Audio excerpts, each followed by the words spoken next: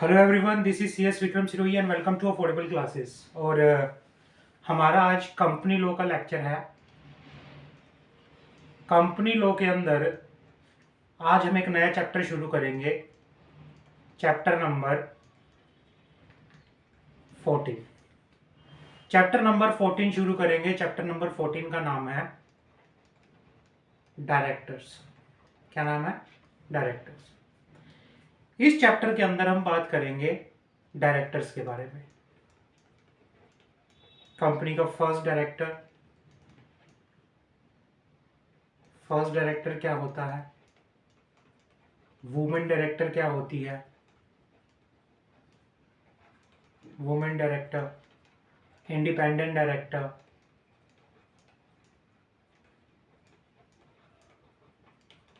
Independent director क्या होता है, अल्टरनेट डायरेक्टर क्या होता है, अल्टरनेट डायरेक्टर क्या होता है। उसके बाद हम बात करेंगे कि भाई रेजिडेंट डायरेक्टर क्या होता है,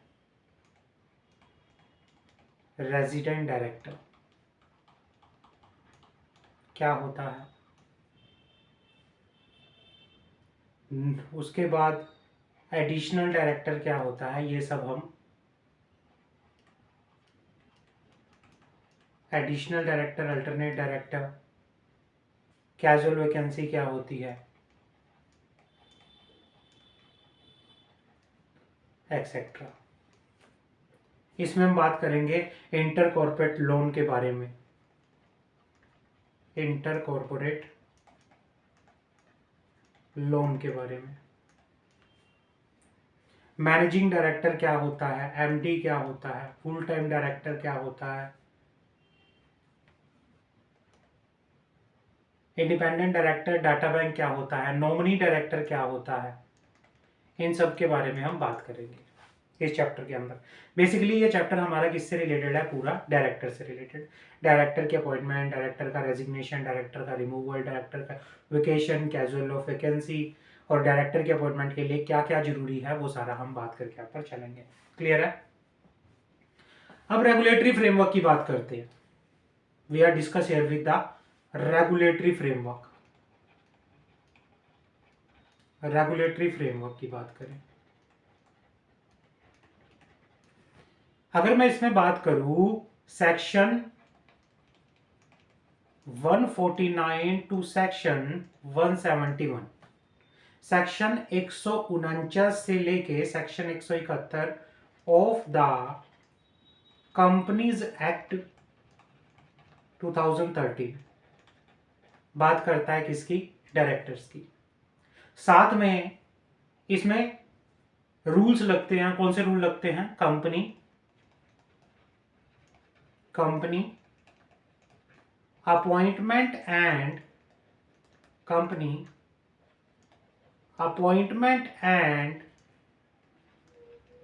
क्वालिफिकेशन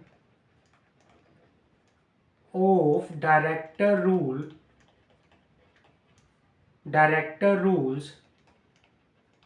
2014। इसके अंदर क्या क्या लगता है? इसके अंदर एप्लीकेबिलिटी होती है सेक्शन 149 सबसेक्शन सेक्शन 149 से लेके सेक्शन 171 तक की, company appointment and qualification of director rules की। उसके बाद इसमें लगता है companies meeting of board and it is power, meeting of board and it is power rules 2014। उसके बाद इसमें schedule 4 of the companies act 2013। Companies act schedule 4 किसके बारे में बात करता है? शेड्यूल 4 बात करता है इंडिपेंडेंट डायरेक्टर्स के बारे में, इंडिपेंडेंट डायरेक्टर। उसके बाद the company creation and maintenance of data back of independent director, ये एंड सेबी एलओडीआर रेगुलेशन। तो ये सारा इसके अंदर क्या रहता है, आपको कंप्लाई करना पड़ेगा। क्लियर है? आगे बात करते हैं। अब यहां से बात करते हैं डायरेक्टर होता क्या है। यहां से ये टर्म डायरेक्टर होता क्या है,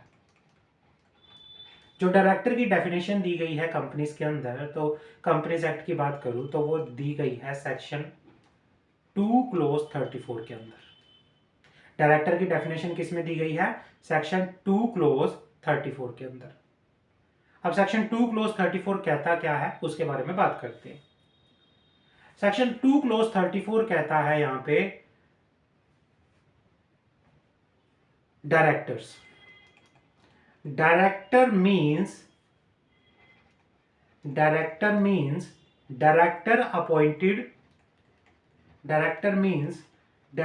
appointed to the board of director. भाई सेक्शन 2 क्लोज 34 कहता है कि डायरेक्टर्स मीन्स जिसको बोर्ड ऑफ डायरेक्टर में अपॉइंट किया जाता है। क्लियर है? वो डायरेक्टर होता है। अब ये बोर्ड ऑफ डायरेक्टर क्या होता है? बोर्ड ऑफ डायरेक्टर और बोर्ड ऑफ डायरेक्टर में क्या फर्क होता है? जो बोर्ड ऑफ डायरेक्टर की डेफिनेशन है वो कंपनीज एक्ट के सेक्शन 2 क्लोज 10 में बता रखी है। अब बोर्ड ऑफ डायरेक्टर होता क्या है? बोर्ड ऑफ डायरेक्टर और board in relation to a company means in relation to a company means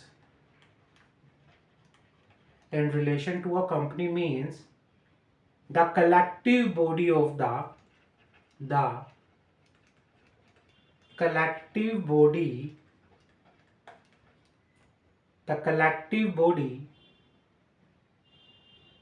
of the director of the company. मतलब ये कहना चाह रहा है कि भाई इंडिविजुअली अगर हम बात करें उसको डायरेक्टर कहते हैं और ग्रुप ऑफ डायरेक्टर को क्या बोला जाता है? कलेक्टिव बॉडी ऑफ डायरेक्टर्स को बोला जाता है बोर्ड ऑफ डायरेक्टर्स। क्लियर है? Section 149 of the companies act, the board of director of every company shall consist of individual only. मतलब ये कहना चाह रहा है कि बोर्ड ऑफ डायरेक्टर्स के अंदर जो डायरेक्टर अपॉइंट होगा वो सिर्फ कौन हो सकता है? एक इंडिविजुअल ही क्या बन सकता है? डायरेक्टर बन सकता है। ओनली एन इंडिविजुअल क्या बन सकता है? डायरेक्टर बन सकता है। दस नो बॉडी कॉर्पोरेट एसोसिएट या फिर कोई firm shall be appointed as. मतलब ये कहना चाह रहा है कि मैं पर्सन की बात करूं तो पर्सन के अंदर सिर्फ इंडिविजुअल ही क्या बन सकता है? डायरेक्टर बन सकता है। इंडिविजुअल्स को छोड़ के बाकी कोई भी पर्सन, चाहे वो फर्म हो, चाहे वो कंपनी हो, चाहे वो एलएलपी हो या कोई भी बॉडी कॉर्पोरेट हो, वो क्या नहीं बन सकती? डायरेक्टर नहीं बन सकती। क्लियर है?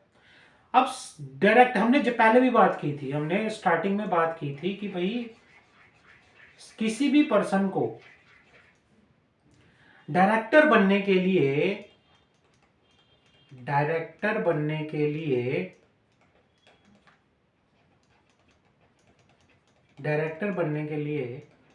प्री रेक्विजाइज्ड क्या है? डायरेक्टर बनने के लिए प्री रेक्विजाइज्ड क्या है? किस चीज की सबसे ज्यादा जरूरत है डायरेक्टर बनने के लिए? तो सबसे पहले आपके पास होना चाहिए डिन। डिन का मतलब है डायरेक्टर आइडेंटिफिकेशन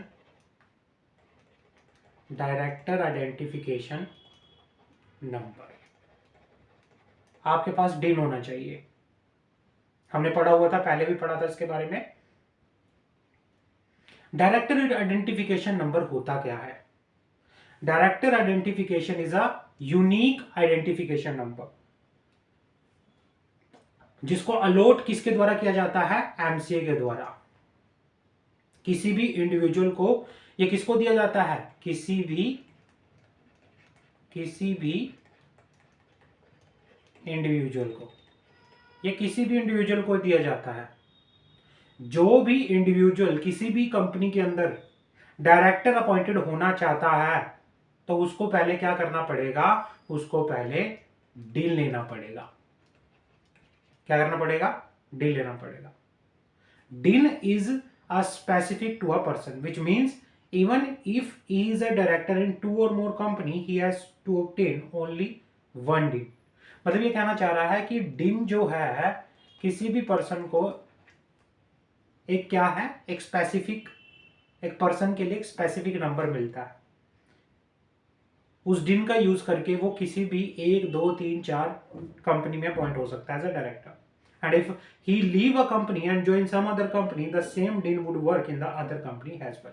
मतलब ये कहना चाह रहा है कि ऐसा नहीं है कि मतलब आपको डिन कि भाई आप 3 कंपनी है ए बी सी, इन तीनों में डायरेक्टर अपॉइंट होना चाहते हो तो इनको डायरेक्टर होने के लिए तीनों कंपनी में आपको क्या करना पड़ेगा, अलग अलग डिन लेना पड़ेगा। ऐसा नहीं है। तो फिर उस चीज़ के लिए क्या होगा, उस चीज़ के लिए फिर आपको एक ही डिन सेंट्रल गवर्नमेंट ने आपको दिया है, मिनिस्ट्री आपको एक ही डिन देती है जिसका यूज़ करके आप क्या कर सकते हो, कितनी भी कंपनी में डायरेक्टर अपॉइंट होकर आप चल सकते हो। अब ये कहना चाह रहा है कि सेक्शन, अब एक चीज और आती है, क्लैरिफिकेशन एक और आती है, बात करते हैं। हाँ, ये कहना चाह रहा है कि director identification number include direct designated partner identification number. ये कहना चाह रहा है डिन इंक्लूड्स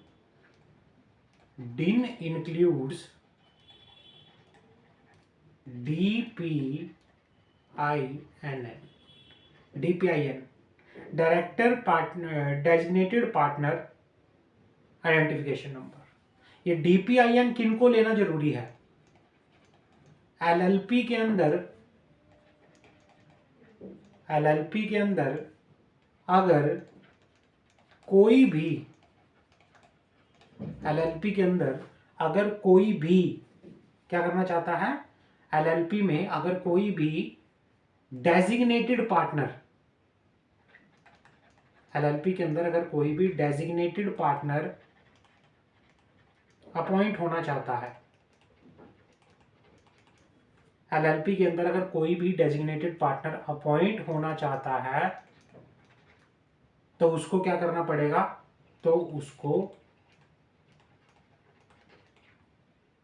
क्या लेना पड़ेगा, DPIN लेना पड़ेगा। लेकिन अगर जिसके पास डिन है तो इट मीन्स उसको DPIN अलग से लेने की जरूरत नहीं है। डिन और DPIN सिमिलर यूज किया जाता है, सिमिलर। क्लियर है? आगे बात करते हैं। जैसे पैन होता है ना, जैसे एक पर्सन को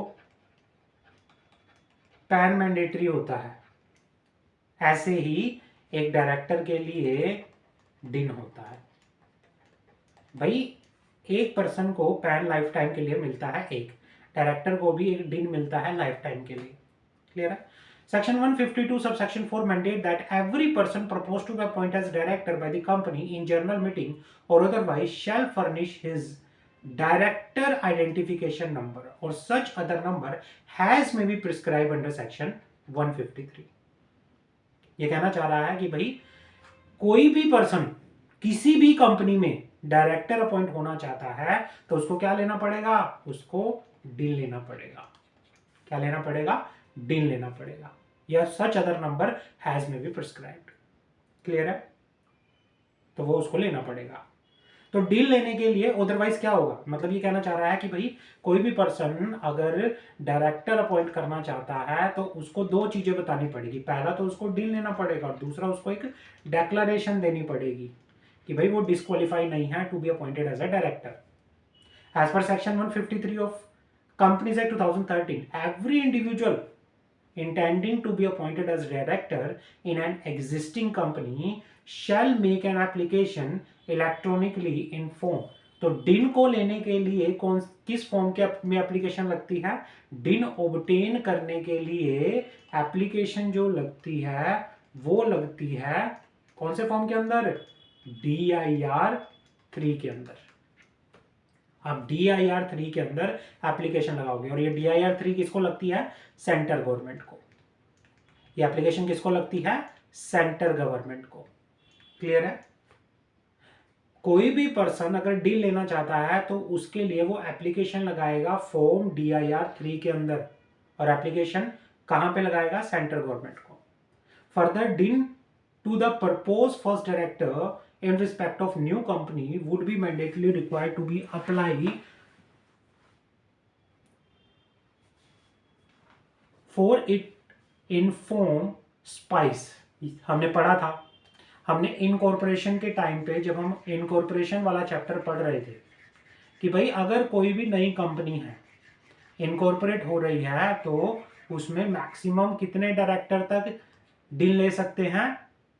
मैक्सिमम एक लिमिट बता रखी है कि भाई अगर स्पाइस प्लस फॉर्म जो वेब बेस्ड फॉर्म है वहां पे आप अगर किसी propose first director of the company के पास जो फर्स्ट टाइम डायरेक्टर बनना चाह रहा है कि नई कंपनी के अंदर अगर उसके पास दिन नहीं है तो वो दिन के लिए अप्लाई कर सकते हैं। आप क्या कर सकते हो, न्यू कंपनी के इनकॉर्पोरेशन के टाइम जो फॉर्म फाइल किया जाता है कौन सा, स्पाइस प्लस, इस फॉर्म में आप क्या कर सकते हो, इस फॉर्म में आप दिन के लिए अप्लाई कर सकते हो फर्स्ट डायरेक्टर के। आप 3 डायरेक्टर के मैक्सिमम टू मैक्सिमम 3 डायरेक्टर के क्या कर सकते हो, दिन ले सकते हो। क्लियर है, समझ आ गई। The Company Amendment Act 2017 provide that central government may prescribe any identification number which shall be treated as DIN director identification number for the purpose of the act, and in any individual hold acquire such identification number the requirement of section 153 shall not apply or apply in manner has may be prescribed। मतलब ये कहना चाह रहा है कि भाई central government के पास power है, वो किसी भी आइडेंटिफिकेशन नंबर को क्या कर सकता है, सिमिल ट्रीट कर सकता है as a director identification number. अगर किसी भी पर्सन के पास वो आइडेंटिफिकेशन नंबर है तो उस सिचुएशन में आपको अलग से डील लेने की जरूरत नहीं है। क्लियर है, अब आगे बात करते हैं। प्रायर टू द, अगर मैं बात करूं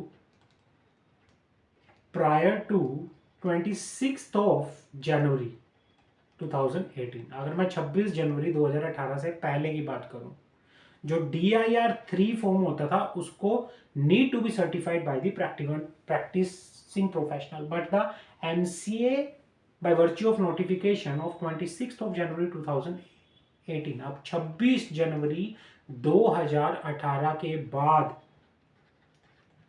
क्या है, आपको जो रिक्वायरमेंट है कि भाई आपको DIR 3 फॉर्म को क्या करवाना है, सर्टिफाई करवाना है किसी भी प्रैक्टिसिंग प्रोफेशनल से। अब वो क्या हो चुकी है, वो ओमिट हो चुकी है रिक्वायरमेंट। क्लियर है। The DIR 3 shall be signed and submit electronically by the applicant। भाई जो DIR 3 फॉर्म है, जो एप्लीकेशन है ऑब्टेनिंग DIN जो सेंट्रल गवर्नमेंट को फाइल होती है उस पर डिजिटल साइन किसके होंगे, एप्लीकेंट के होंगे, और her own digital signature and shall be verified digitally by a company secretary in full time employment. और उसको कौन वेरीफाई करेगा, अगर कंपनी के अंदर कंपनी सेक्रेटरी है तो उसको वो वेरीफाई करेगा, अगर कंपनी सेक्रेटरी नहीं है तो फिर वेरीफाई किसके द्वारा किया जाएगा, मैनेजिंग डायरेक्टर के द्वारा या डायरेक्टर के द्वारा, CEO के द्वारा, CFO के द्वारा। क्लियर है। तो ये आपका पूरा प्रोसीजर होता है क्या लेने का, डील लेने का। भाई कोई भी डायरेक्टर अगर किसी कंपनी में, कोई भी पर्सन अगर किसी कंपनी में डायरेक्टर अपॉइंट होना चाहता है तो उसको क्या करना पड़ेगा। क्लियर है, आगे बात करते हैं। Obtaining director identification number, obtaining director identification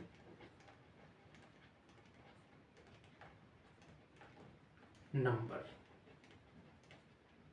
obtaining director number. अब यहाँ पे वही बात आ रही है, अगर नई कंपनी के लिए कोई नया डायरेक्टर अपॉइंट होना चाहता है और उसके पास DIN नहीं है तो आप मैक्सिमम टू मैक्सिमम 3 डायरेक्टर के लिए आप स्पाइस प्लस फॉर्म के थ्रू DIN ले सकते हैं। अदरवाइज अगर एग्जिस्टिंग कंपनी में कोई डायरेक्टर पर्सन अपॉइंट होना चाहता है एज अ डायरेक्टर बट उसके पास DIN नहीं है, फिर वो कौन से फॉर्म में एप्लीकेशन लगाएगा, DIR 3 फॉर्म में एप्लीकेशन लगाएगा। अब यहाँ पे तो बात हो गई कि भाई ये चीज़ें होनी चाहिए। अब डॉक्यूमेंट, कौन कौन से डॉक्यूमेंट की रिक्वायरमेंट रहती है? Documents required for obtaining the DIN, documents required for obtaining the DIN. DIN लेने के लिए कौन कौन से डॉक्यूमेंट की रिक्वायरमेंट रहती है? डील लेने के लिए कौन कौन से डॉक्यूमेंट की रिक्वायरमेंट रहती है, बात करते हैं। पहला, प्रूफ ऑफ आइडेंटिटी। सबसे पहले DIR-3 फॉर्म के साथ जो एप्लीकेशन आप लगाओगे उस फॉर्म के साथ आपको प्रूफ ऑफ आइडेंटिटी लगाना है। अब प्रूफ ऑफ आइडेंटिटी में आपको attested copy of income tax, PAN की, voter ID, passport, driving licence, ये सारे क्या है, मैंडेटरी है। अगर आप फॉरेन नेशनल से हो, अगर कोई पर्सन फॉरेन का है ना, तो फिर आपको क्या करना पड़ेगा, duly attested copy of passport is mandatory requirement for the proof of identity. Proof of father is name is not required in case of foreign nation. In case the name of person does not have the last name, अगर किसी person का last name नहीं है, then his और हर father और son grandfather is surname shall be mentioned in the last name along with the declaration in form DIR-3A। तो फिर क्या है, अगर किसी पर्सन का लास्ट नेम नहीं है, जैसे कि भाई विक्रम, अगर इस सिचुएशन में लास्ट नेम नहीं है तो फिर आपको क्या करना पड़ेगा, आप अपने पेरेंट्स का, आप अपने फादर का या ग्रैंडफादर का सरनेम यूज कर सकते हो। आपको उसके साथ क्या करना पड़ेगा, डिक्लेरेशन देनी पड़ेगी। कौन से फॉर्म में, फॉर्म DIR-3A फॉर्म के अंदर। क्लियर है? उसके बाद proof of residence of application, proof of resident of application, आपको रेसिडेंट का प्रूफ देना पड़ेगा। अब उसमें क्या क्या देना पड़ेगा, या तो आप बिल दे सकते हो जो कि 2 महीने पुराना नहीं होना चाहिए, आप कोई भी बैंक स्टेटमेंट दे सकते हो अपनी, नॉट मोर देन 2 मंथ्स, पिछले 2 महीने की, 2 महीने से ज़्यादा की नहीं होनी चाहिए, पिछले 2 महीने की bank statement, electricity bill, telephone bill, mobile bill, इनमें से कुछ भी दे सकते हो आप, है ना। अगर ये हिंदी इंग्लिश से अलग किसी दूसरी लैंग्वेज में है तो फिर आपको ट्रांसलेशन कॉपी भी देनी पड़ेगी। फोटोग्राफ दोगे इन JPEG फॉर्मेट के अंदर, JPEG फॉर्मेट के अंदर। बोर्ड रेजोल्यूशन, भाई एक बोर्ड रेजोल्यूशन भी लगेगा, जिस कंपनी में आप एज ए डायरेक्टर अपॉइंट होना चाहते हो उस कंपनी का बोर्ड रेजोल्यूशन भी लगेगा। Specific signature, specimen signature duly verified. Digital signature, obtain digital signature certificate before, मतलब आपको अगर डिन अप्लाई करना है तो डिन अप्लाई करने के लिए पहले आपके पास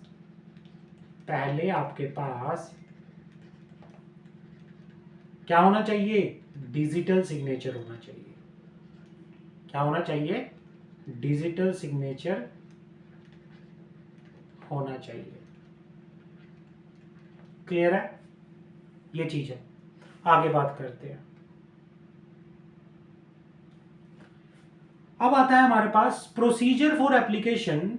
अब ऊपर तो हमने बात की DIR-3 की, ऊपर हमने बात किसकी की, DIR-3 की। अगर आप एग्जिस्टिंग कंपनी के अंदर डायरेक्टर अपॉइंट होना चाहते हैं, बट अगर आपके पास डिन नहीं है तो एग्जिस्टिंग कंपनी के केस में आप किस तरह से ले सकते हो, वो DIR-3 के केस में था। अब बात करते हैं, अगर आप, अब आता है, अगर आप डायरेक्टर, वो भी फर्स्ट डायरेक्टर अपॉइंट होने वाले हो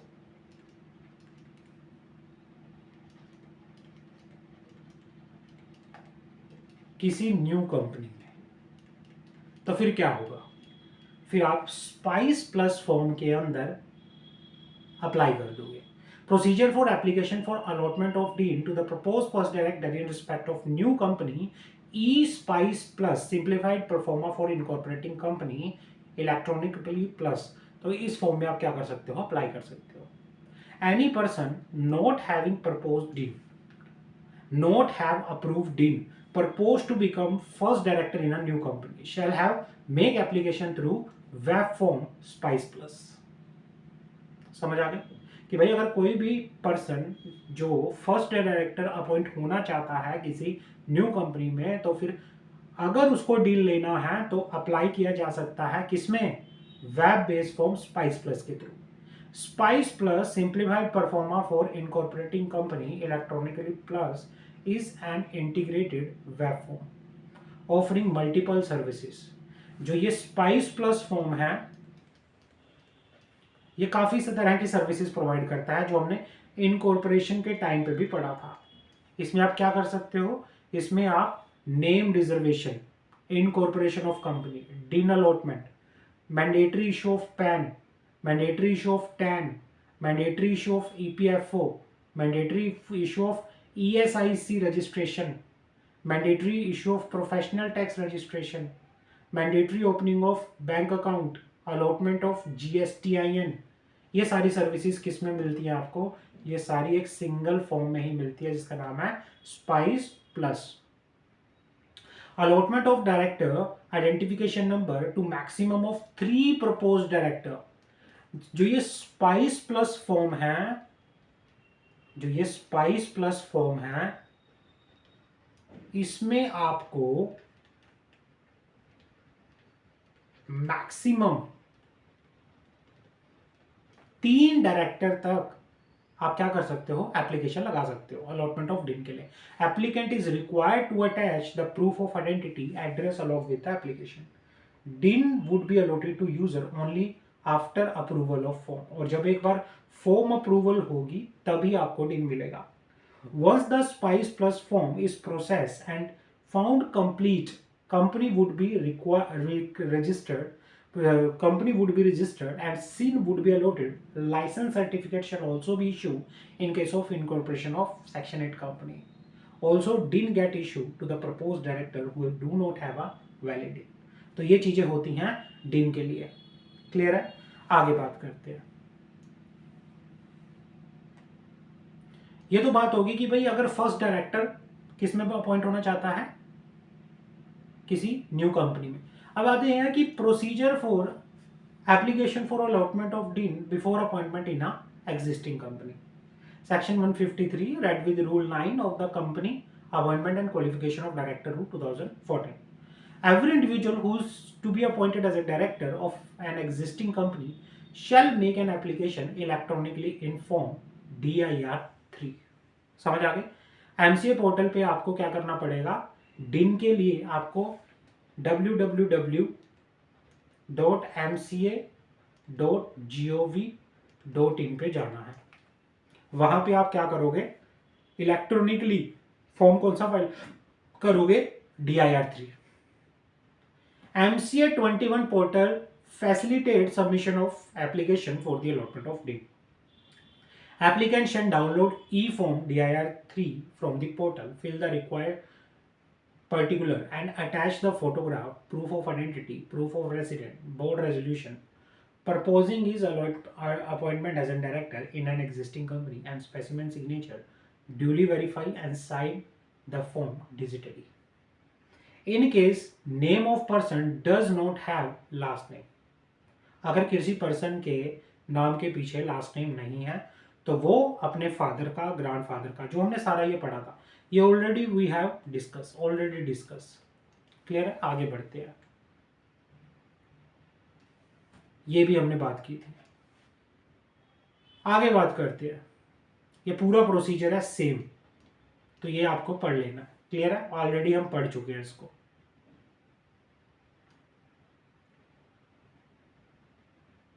अब आता है हमारे सामने क्वेश्चन,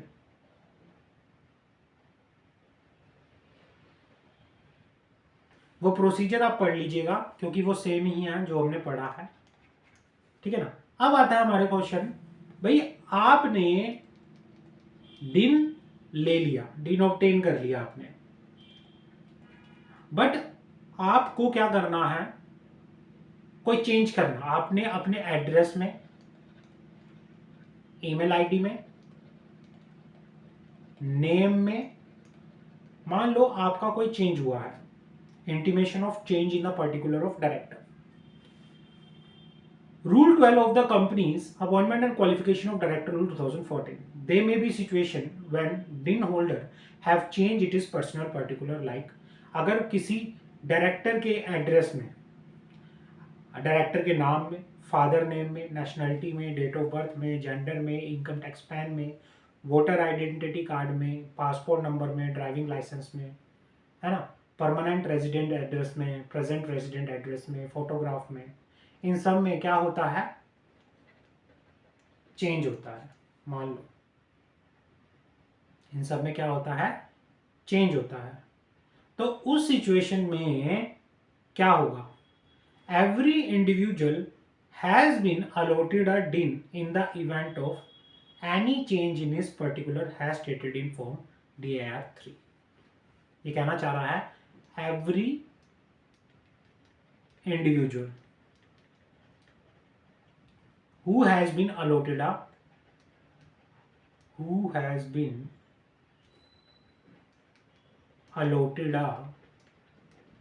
DIN, जिसको DIN अलॉट किया गया है, अगर वो अपने पर्टिकुलर्स में कोई चेंज करना चाहता है, अपनी पर्सनल डिटेल में कोई चेंज करना चाहता है, तो वो 30 दिन के अंदर अंदर इंटीमेट करेगा उस चेंज के टू द सेंट्रल गवर्नमेंट। उस फॉर्म को जो भी चेंज, अगर उसके नाम, एड्रेस, नेशनैलिटी, किसी भी चेंज में अगर चेंज हुआ है तो उसके रिगार्डिंग वो इंटीमेट करेगा to the central government.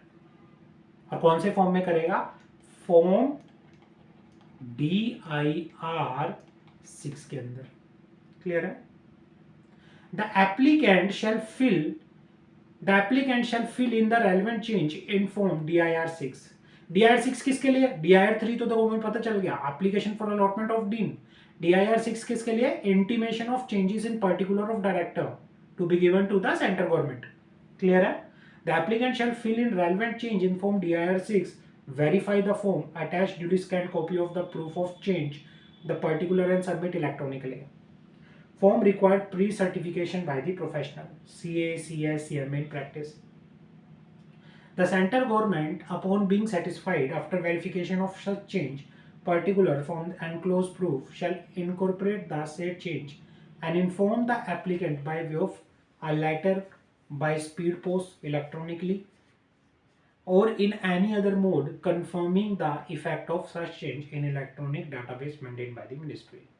The DIN shall of the MCA shall also intimate the change in the particular of the director submit to inform DIR 6 to the concerned registrar under jurisdiction the registered office of the company situated. ये कहना चाह रहा है कि the DIN cell, जो DIN cell है of the MCA shall also intimate the change in the particular of the director. तो ये सारी की सारी चीजें होंगी। The concern individual shall also intimate the change in the particular of company or companies in which he is a director within 15 days of such change. अब कौन सा फॉर्म फिल किया जाता है अगर पर्टिकुलर में चेंज करना है डायरेक्टर पे, DIR 6 कितने दिनों के अंदर फिल होगा, 30 डेज के अंदर। मोड क्या है फॉर्म फिल होने का, इलेक्ट्रॉनिकली, और इसको सर्टिफाई किया जाएगा किसी भी by practising professional, no need of certification from the company official. Clear है। तो ये बात होगी अगर आप डायरेक्टर के किसी पर्टिकुलर में चेंज करना चाहते हो तो particulars in the change in the particulars of director, change in the particulars of director. अगर डायरेक्टर के पर्टिकुलर्स में कोई चेंज हो रहा है तो उसके लिए कौन सा फॉर्म होगा, उसके लिए फॉर्म होगा DIR 6। क्लियर है। तो ये बात करें। आगे हमारे पास टॉपिक आता है, नेक्स्ट टॉपिक हमारे पास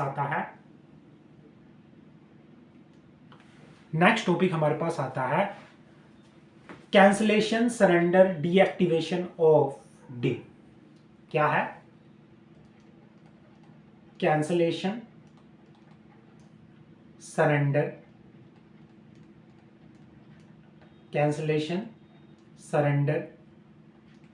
डीएक्टिवेशन ऑफ DIN। किस तरह से डिन को कैंसिल कराया जा सकता है, सरेंडर कराया जा सकता है, डीएक्टिवेट कराया जा सकता है। इसके लिए जो बात करते हैं हम रूल 11 की, rule 11 of the company in company appointment and qualification of director rules 2014। इसके लिए कौन सा रूल है? Rule 11। The competent authority central government RD वैसे आरडी है। अगर आपको क्या करना है, अपने डिन को सरेंडर करवाना है, कैंसिल करवाना है, डीएक्टिवेट करवाना है, द कॉम्पिटेंट अथॉरिटी में upon being satisfied of verification of particular document proof attached with the application along with the specific fees received from any person। अगर किसी पर्सन ने एप्लीकेशन लगाई है, अगर उस एप्लीकेशन के साथ सारे डॉक्यूमेंट प्रॉपर है, फीस प्रॉपरली पे की गई है, तो कॉम्पिटेंट अथॉरिटी आरडी क्या कर सकता है? उसको डीएक्टिवेट कर सकता है in case that DIN is found to be duplicate. अगर डिन आपके पास डुप्लीकेट है, अगर आपके पास 2 डिन है या डुप्लीकेट डिन है, तो उस डिन को क्या कर दिया जा सकता है? डीएक्टिवेट किया जा सकता है, कैंसिल कर दिया जाता है। The DIN is found to be duplicate in respect of the same person provided the data related to the both the din shall be merged with the validly retained number। the din was obtained in a wrongful manner। आपने wrongful गलत तरीके से din लिया है, या किसी director की individual की क्या हो गई है? डेथ हो गई है। The concern individual has been declare as lunatic unsound mind by the competent court. Court के द्वारा अगर कोई पर्सन लूनेटिक पागल करार कर दिया गया है। If the concern individual has been adjudicated insolvent, अगर कोई पर्सन इंसॉल्वेंट हो गया है।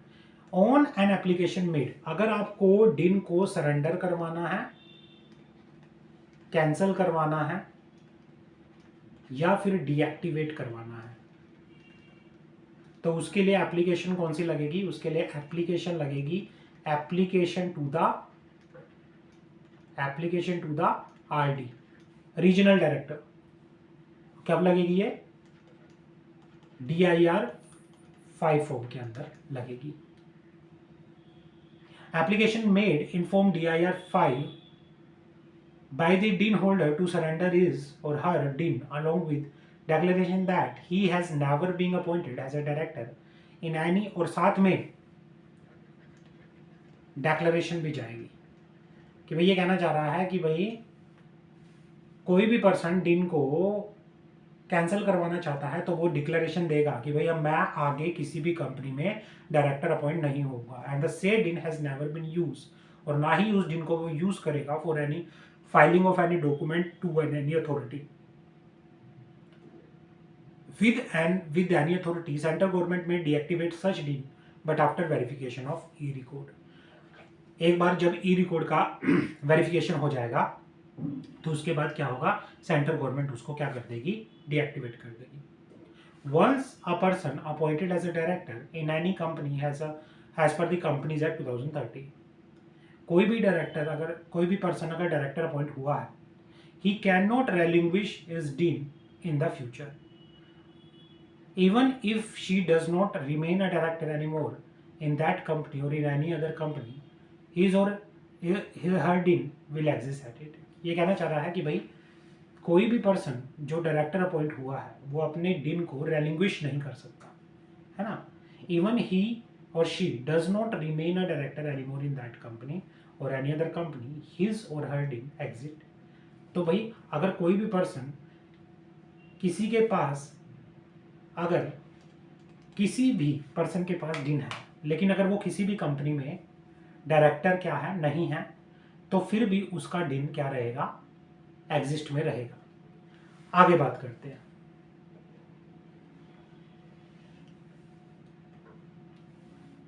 Impact of non compliance of DIR 3 KYC web. आपको क्या करना पड़ता है? आपको अपने दिन की KYC करवानी पड़ती है हर साल। कोई भी पर्सन, कोई भी डायरेक्टर है, वो अपने दिन की क्या करवाएगा? KYC करवाएगा। द सेंट्रल गवर्नमेंट और RD नॉर्थ रीजन और any other specify officer has may B central government, और जिसको सेंट्रल गवर्नमेंट ने या आरडी ने अथोराइज किया है, shall deactivate the DIN of the individual who does not intimate is particular in form DIR3 KYC या फिर DIR3 KYC web has may be specified within stipulated time in accordance with the rule 12A। अगर किसी director ने अपने डिन की KYC नहीं कराई, अपने डिन की केवाईसी के regarding form DIR3 KYC file नहीं किया या वेब फॉर्म DIR3 KYC नहीं किया, तो फिर जो भी सेंट्रल गवर्नमेंट है या आरडी है क्या करेगी, उस डिन को क्या कर देगी, डीएक्टिवेट कर देगी। The deactivated DIN shall be reactivate only after e form DIR3 KYC 3 या e form DIR3 KYC web has may be is filed along with the fees has prescribed under the company registration office and fees rule 2014। तो ये बात होती है KYC की। Clear है? आगे बात करते हैं जर्नल प्रोविजन रिगार्डिंग डिन। प्रोहिबिशन टू ऑब्टेन डिन more than one. According to section 155, no individual shall apply for, obtain, possess another director identification number who have already allotted a DIN under section 154। मतलब ये कहना चाह रहा है one person one डिन, एक person के पास सिर्फ एक ही डिन होगा, एक से ज्यादा डिन नहीं होंगे। डायरेक्टर टू इंटीमेट डिन। Section 156 stipulated that every existing director shall intimate his din to the company or all company wherein he is a director within 1 month of the receipt of din from the central government। कोई भी existing director है वो within month of receipt of the din from the central government किसको intimate करेगा, director company को intimate करेगा। company to inform din to the registrar। section 157 subsection 1 provide that every company shall within 15 days of receipt of intimation under section 156 furnish the director identification number of all its director to registrar or any other officer or authority has been specified by the central government with the requisite fees in form DIR3। मतलब ये कहना चाह रहा है हर एक person के पास एक ही डिन होगा, एक से ज्यादा डिन नहीं होगा। डायरेक्टर जो है जिसके पास डिन है, जब डिन उसको मिल जाएगा तो उसके 30 दिनों के अंदर अंदर वो क्या करेगा, कंपनी को इन्फॉर्म करेगा। फिर कंपनी आगे फर्दर आरओसी में इन्फॉर्म करेगी कितने दिन के अंदर अंदर, 15 दिन के अंदर अंदर। If company fail to furnish DIN under sub section 1 such company shall be liable to a penalty of 25,000 rupees. Clear है? अगर आप कंपनी जो है आरओसी में डिन, कंपनी जो है आरओसी में फॉर्म DIR3C जो कि इंटीमेशन ऑफ डिन का है, आरओसी को फाइल नहीं करती, तो उस केस में कंपनी के ऊपर फाइन लगेगा। कितने पेनल्टी लगेगा, 25,000 का पेनल्टी लगेगा। क्लियर है? With further penalty of 100 rupees each day after the first during which such failure continue subject to maximum of 1 lakh. Clear है? And every officer of the company who is in default shall be liable to a penalty not less than. मतलब company के case में कितनी penalty लगेगी, company के case में first time penalty जब लगेगी, मिनिमम पेनल्टी कितनी है, 25,000 रुपीज। फर्दर पेनल्टी कितनी है, ₹100 per day, ₹100 each day. Maximum penalty कितनी है, 1 लाख रुपीज। कितनी है, 1 lakh rupees.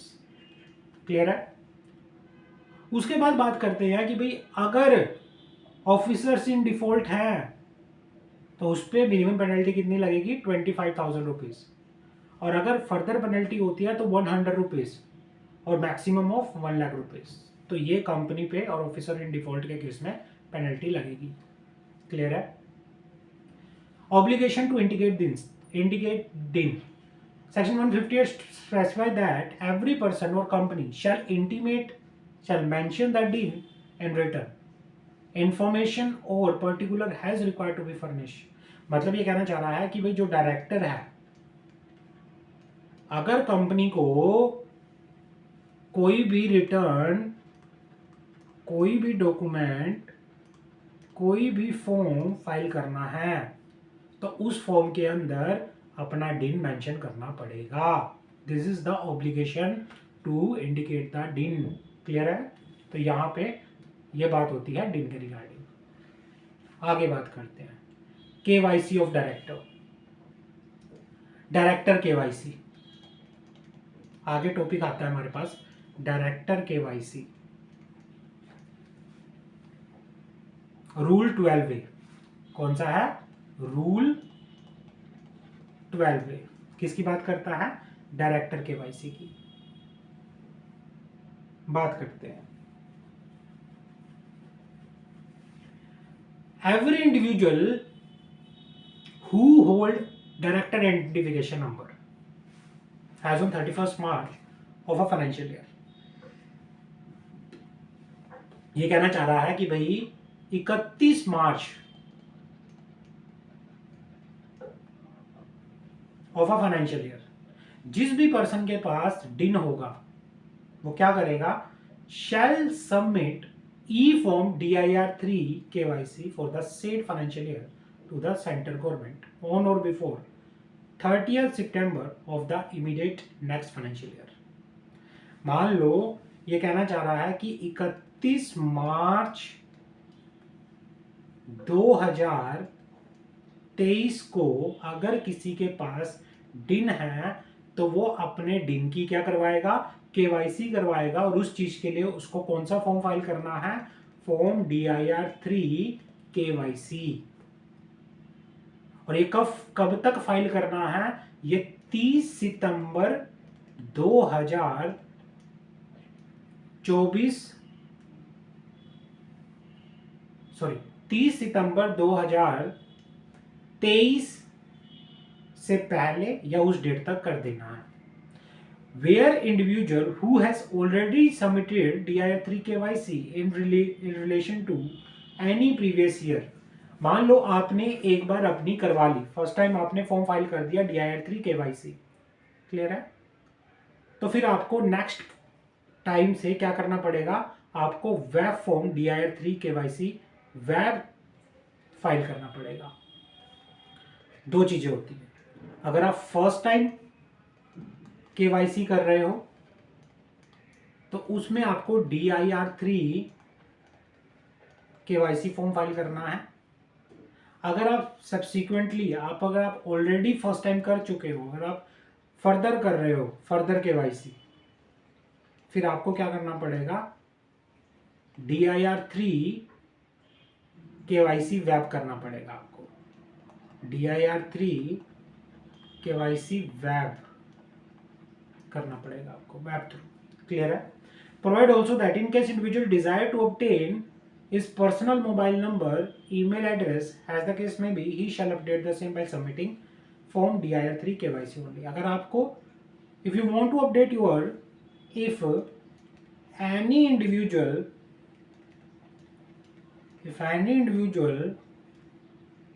wants to update their mobile number या फिर ईमेल आईडी, अगर कोई भी इंडिविजुअल अपना मोबाइल नंबर या ईमेल आईडी अपडेट करना चाहता है तो फिर उसको क्या करना पड़ेगा? उसको करना पड़ेगा DIR3 KYC फॉर्म। वेब के थ्रू नहीं होगा, KYC के थ्रू ही होगा only. Provided also that fees for filing E form DIR3 KYC web form DIR3 KYC web through web service as the case may be shall be payable as provided in the company registration office fees rule 2014। Clear है? तो अगर first time आप KYC कर रहे हो तो आपको क्या करना पड़ेगा? DIR3 KYC। बाद में हर साल आपको DIR3 KYC वेब करना पड़ेगा। अगर आप अपना mobile number email ID change कर रहे हो तो फिर आपको फॉर्म DIR3 KYC फाइल करना पड़ेगा। और फिर एनुअली आपको क्या फाइल करना पड़ेगा? DIR3 KYC web. OTP required in personal email ID and mobile number. OTP required on personal email ID, OTP दोनों केस में चाहिएगा. If not done DIR3 KYC web within due date, then DIR3 KYC is required to be filed and fees of the ₹5,000 shall be payable. इसके लिए कोई fees नहीं है. It is filed for 2 purpose. ये 2 purpose के लिए file किया जाता है. पहला, when there is a change in the mobile number and email ID, the DIN holder did not file DIR3 KYC web within due date. पहला, DIR3 KYC, देखो DIR3 KYC web ये तो हर साल file किया जाता है annually 30 सितंबर या उससे पहले. लेकिन जो DIR3 KYC फॉर्म है, ये जब आप अपना मोबाइल नंबर या ईमेल आईडी चेंज करना चाहते हो, या फिर DIR3 KYC आपने ड्यू डेट तक नहीं किया, तो उस फॉर्म में आपको होगा. तो यहाँ पे समरी फॉर्म दे रखी है डीन के रिगार्डिंग. DIR3 किस फॉर्म के लिए होता है? Application for allotment of DIN, change in the particular of director, application for surrender of DIN, DIR5 file होगा. DIR3B, intimation of DIN to the company. DIR3C, intimation of DIN by the company to ROC. DIR3 KYC, application for KYC of director. तो ये सारी चीजें किसके लिए हैं? ये सारी चीजें डीन के लिए. तो ये हमारा था डीन का टॉपिक. यहां तक अभी तक हमने जो डिस्कस किया, ये हमने बात की डीन के बारे में. किसके लिए बात की हमने? ये डीन के बारे में बात की. आगे हमारा टॉपिक शुरू होता है डायरेक्टर्स के बारे में.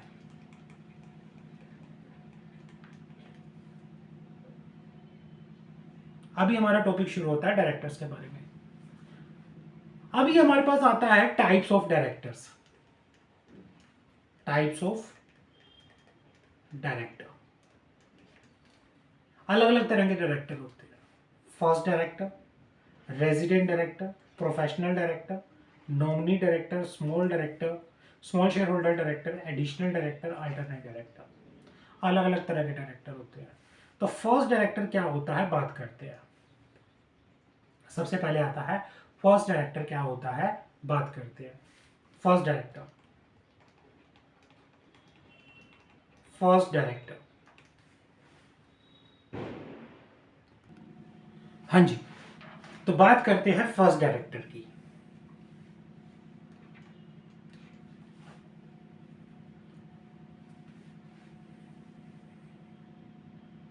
आर्टिकल के अंदर फर्स्ट डायरेक्टर से रिलेटेड कोई प्रोविजन नहीं है. तो अगर आर्टिकल के अंदर section 152 of the act provide that where there is no provision, दो चीजें होंगी. If there is no provision,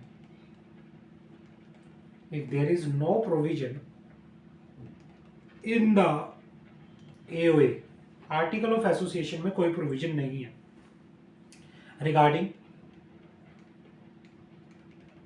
appointment of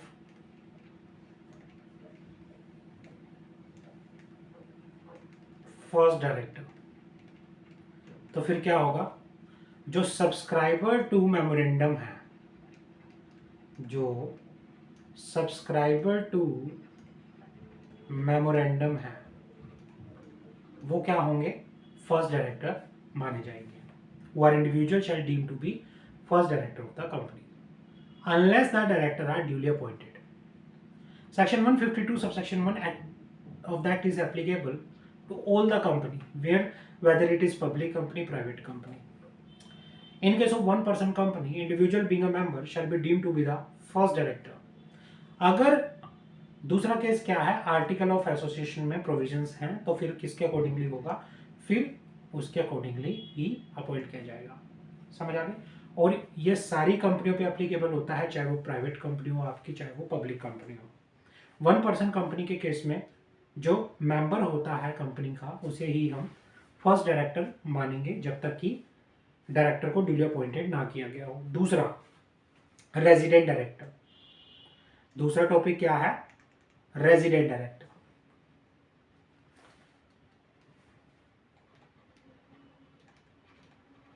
resident director.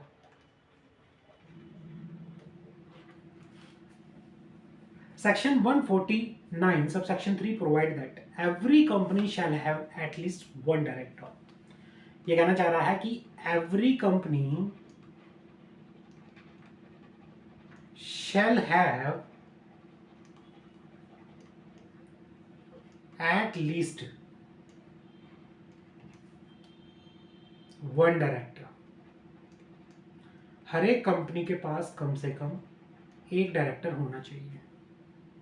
Who has stay in India for a total period of, जो India में who has stay in India, जो India में रहेगा for a total, जो India में रुका है for a total period of not less than 182 days, not less than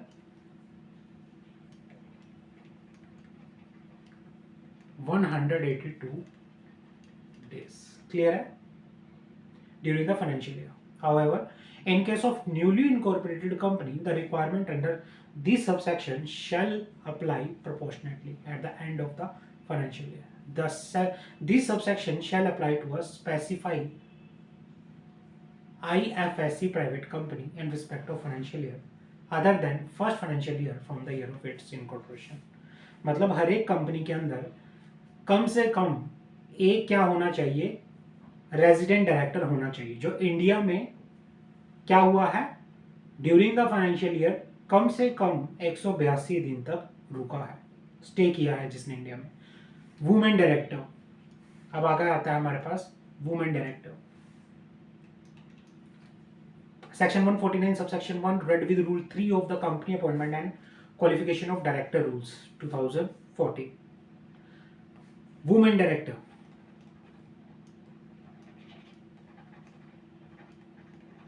women director ये कहना चाह रहा है कि all the listed company, all the listed company, दूसरा पब्लिक कंपनी. एक तो ऑल द लिस्टेड कंपनी, दूसरा पब्लिक कंपनी, जिनकी पेड अप शेयर कैपिटल,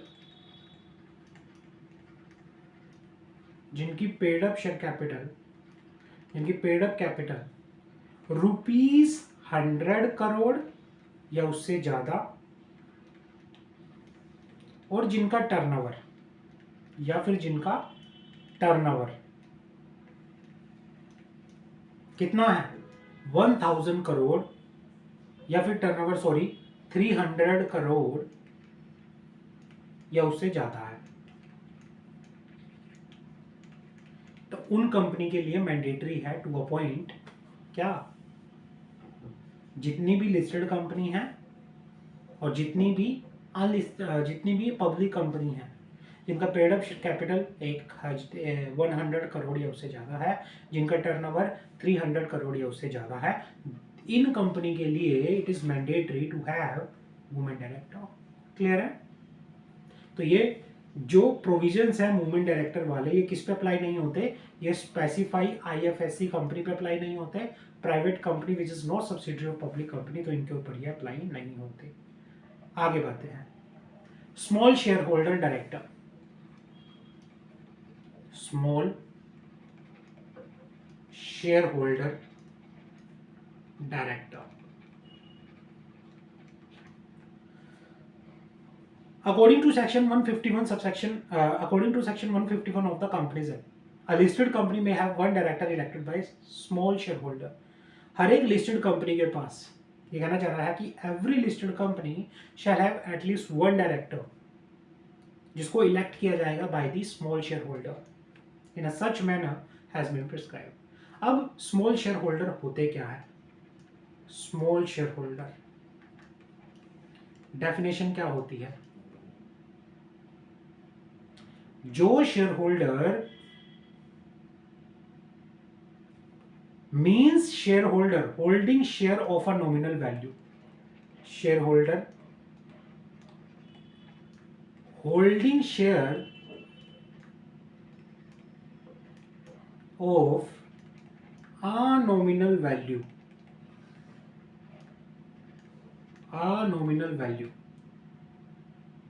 जिसकी नॉमिनल वैल्यू क्या है, वो शेयर होल्डर जो शेयर होल्ड करते हैं जिसकी नॉमिनल वैल्यू क्या है, नॉट मोर देन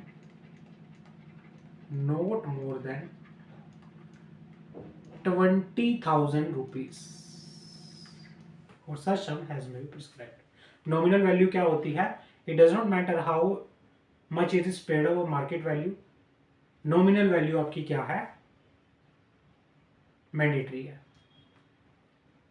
अब टर्म्स एंड कंडीशन क्या है स्मॉल शेयर होल्डर को अपॉइंट करने की, इसके लिए जो टर्म्स एंड कंडीशन जरूरी होती है, terms and condition for the appointment of small share holder director, इसके लिए बात करते हैं rule 7 of the company appointment and qualification of director rule 2014, इसके बारे में बात करता है। Election of small share holder director, election of कैसे चूज किया जाएगा स्मॉल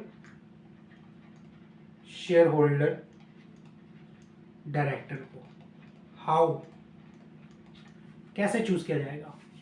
लिस्टेड कंपनी में upon notice of note less than, ये कहना चाह रहा है कि भाई किसी भी लिस्टेड कंपनी को अगर नोटिस दिया है, किसने, 1000 शेयर होल्डर ने या फिर 1/10 of total number of share holder,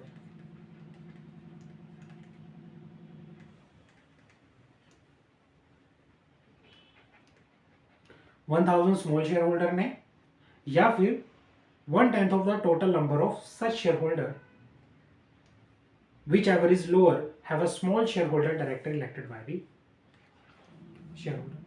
ये कहना चाह रहा है कि अगर किसी भी लिस्टेड कंपनी के टोटल या तो 1000 स्मॉल शेयर होल्डर या फिर सारे शेयर होल्डर का 1/10 विच एवर इज लोअर, इनमें से जो भी लोअर है, अगर वो कंपनी को, लिस्टेड कंपनी को नोटिस दें कि उनका क्या होना चाहिए, एक स्मॉल शेयर होल्डर डायरेक्टर होना चाहिए जिनको स्मॉल शेयर होल्डर इलेक्ट करेंगे, तो क्या हो सकता है, उसके बेसिस पे इलेक्शन हो सकता है। A small share holder director may be elected voluntarily by the listed company, the listed company में its own act to appoint a small share holder director, in such a case no notice from the small share holder is required. देखो दो चीजें होती है, small share holder जो होते हैं उनको या तो कौन अपॉइंट कर सकता है, या तो उनको डायरेक्टर अपॉइंट कर सकता है, सॉरी, या तो उसको लिस्टेड कंपनी अपॉइंट कर सकती है, या तो लिस्टेड कंपनी अपॉइंट करेगी या फिर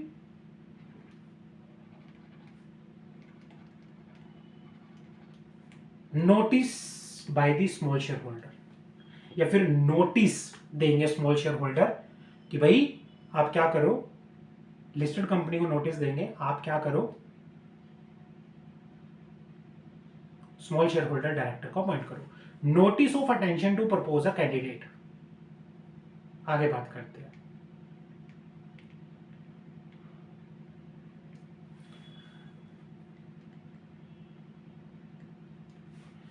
Notice of intention to propose a candidate. The small shareholder intending to propose a person as a candidate for the post of small shareholder. The small shareholder intending to propose a person. अगर कोई भी small share holder है वो किसी person को as a candidate propose कर रहे हैं for the post of small share holder director, shall leave a signed notice for their intention with the company at least 14 days before the meeting। तो वो क्या कर सकते हैं, अपनी इंटेंशन के लिए एक नोटिस जो है कंपनी को 14 दिन पहले दे सकते हैं मीटिंग से। Under their signature specify their detail propose director detail, the detail including the name, address, share held, folio number etcetera. If the proposer does not hold any share in the company, the details of the share held or folio number held need not to be specified in the notice। ये कहना चाह रहा है कि भाई अगर कोई small share holder किसी पर्सन का नाम प्रपोज कर रहे हैं तो उनको क्या करना पड़ेगा, मीटिंग से 14 दिन पहले अपने साइन किए हुए नोटिस को कंपनी को देना पड़ेगा। साथ में बताना पड़ेगा उस प्रपोज्ड पर्सन का नाम, वो क्या शेयर होल्ड करता है, क्या फोलियो नंबर है उसका एड्रेस क्या है। मान लो अगर प्रपोजर का नाम, अगर प्रपोज्ड पर्सन जो प्रपोज किया गया है उसका नाम नहीं है तो डिटेल ऑफ शेयर या फोलियो नंबर की जरूरत नहीं होगी। Statement by the propose small share holder director, the notice shall be accompanied by the statement signed by the proposed director for the post of small shareholder director stating his DIN is not disqualified to become as a director, his consent to act as a director। तो statement के साथ propose small share holder director की 3 चीजें आएंगी, उसका डिन, उसकी एक स्टेटमेंट कि भाई वो डिस्क्वालीफाई नहीं है, और उसकी कंसेंट। क्लियर है? Small share holder director to be independent director, वो इंडिपेंडेंट डायरेक्टर होना चाहिए।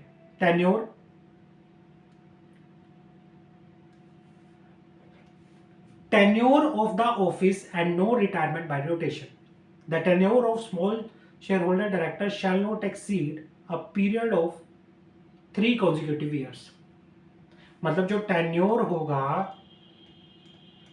टेन्योर ऑफ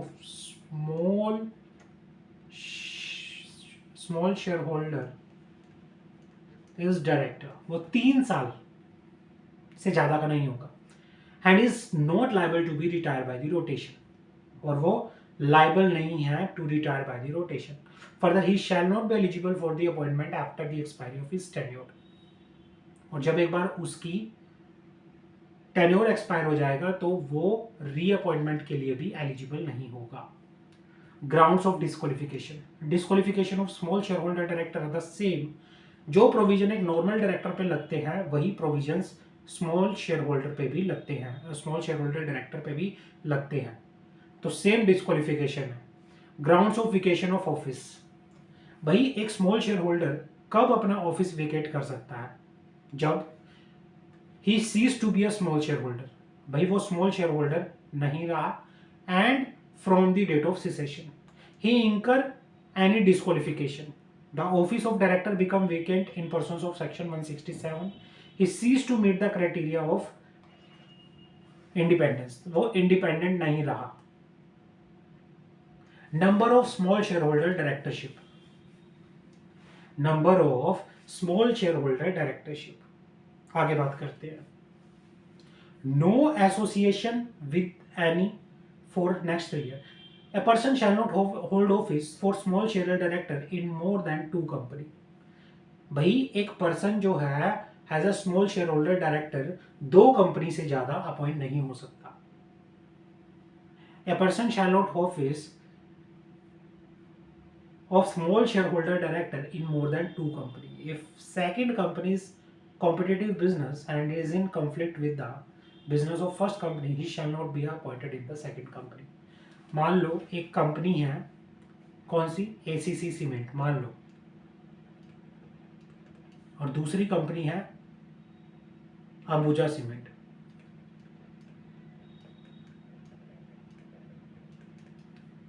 मिस्टर ए इसमें क्या है, small share holder is director है।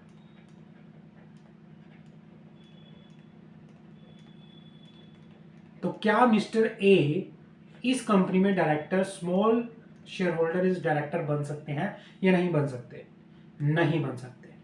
वैसे तो देखो क्या है, एक small share holder director 2 company में डायरेक्टर बन सकता है, समझ आ गई। लेकिन अगर वो 2 कंपनी कॉम्पिटिटिव बिजनेस में है तो उस सिचुएशन में, या फिर कहीं पे कॉन्फ्लिक्ट ऑफ इंटरेस्ट है, तो फिर ये मिस्टर ए डायरेक्टर नहीं बन सकता।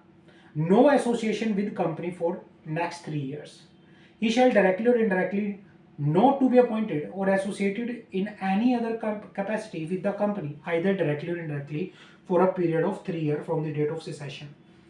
ये कहना चाह रहा है कि जब एक बार वो पर्सन, कोई भी पर्सन जो small share holder is director था, उसका पीरियड एक्सपायर हो गया किसी कंपनी में, तो आने वाले अगले 3 साल तक वो कंपनी के साथ किसी भी तरीके से एसोसिएट नहीं रहेगा। क्लियर है?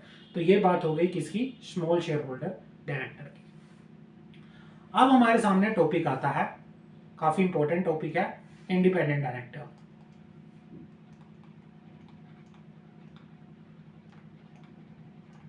Independent director section 149 subsection 4 red with rule 4 of the company appointment and qualification director rule 2014। जो इंडिपेंडेंट डायरेक्टर का सेक्शन है वो क्या है? Section 149 subsection 4। और साथ में बात करते हैं रूल 4 की of the company appointment and qualification of director rule 2014। किन किन कंपनी को इंडिपेंडेंट डायरेक्टर अपॉइंट करना मैंडेटरी है? All listed public company. पहले ऑल लिस्टेड कंपनी की बात करते हैं। Minimum number of independent director, कितने minimum number of independent director होंगे? At least 1/3 of the total number of director or such other number has been provided. ये कहना चाह रहा है कि कम से कम 1/3 of total number of director or such number has been provided क्या होंगे? इंडिपेंडेंट डायरेक्टर होंगे। Any fraction contain in 1/3 shall be rounded 1। Clear है? आगे बात करते हैं पब्लिक कंपनी की। कौन सी कंपनी में इंडिपेंडेंट डायरेक्टर अपॉइंट करना मैंडेटरी है? Public company having paid up capital of rupees 10 crore, turnover of rupees 100 crore, outstanding loan debenture deposit of rupees 50 crore या इससे ज्यादा है तो उसके एटलीस्ट 2 इंडिपेंडेंट डायरेक्टर होंगे। उसके एटलीस्ट कितने इंडिपेंडेंट डायरेक्टर होंगे? 2 इंडिपेंडेंट डायरेक्टर होंगे। However following class of unlisted public company shall not be covered under the rule. पहला, कौन कौन सी अनलिस्टेड पब्लिक कंपनी के ऊपर इंडिपेंडेंट डायरेक्टर अपॉइंट करने की रिक्वायरमेंट नहीं है? Joint venture company. अगर कोई जॉइंट वेंचर है उसके लिए इंडिपेंडेंट डायरेक्टर अपॉइंट करने की रिक्वायरमेंट नहीं है। अगर कोई वुली ओन सब्सिडरी कंपनी है, अगर कोई डोरमेंट कंपनी है तो इनको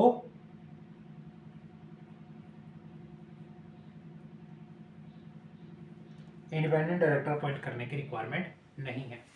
in case of company covered under this rule is required to appoint high number of independent director due to composition of its audit committee and they shall appoint such higher number of independent director। अगर किसी company को audit committee constitute करने की requirement होती है और audit committee में such higher number of independent director बता रखा है तो उसको फिर उतने ही इंडिपेंडेंट डायरेक्टर अपॉइंट करने की रिक्वायरमेंट है।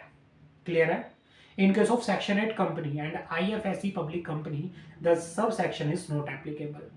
Further, if there is any intermittent vacancy of independent director, then it shall be filled up by the board of director within 3 months from the date of such vacancy and not later than immediate next board meeting, whichever is later।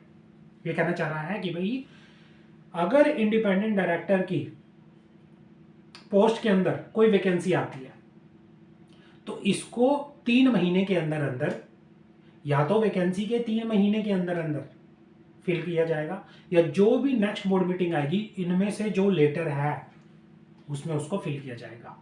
Once the company covered under above sub rule 1 2 sub rule 3 of rule 4 of the company appointment and qualification of director rule 2014 cease to fulfill any of the 3 condition for 3 consecutive years, then it shall be required to comply this provision until such time has it met any of the condition। तो ये सारी ऊपर के ऊपर बता रखी हैं, आपको इन चीज़ों का ध्यान रखना है। क्लियर है? तो ये सारी चीज़ें आपको ध्यान रखनी है।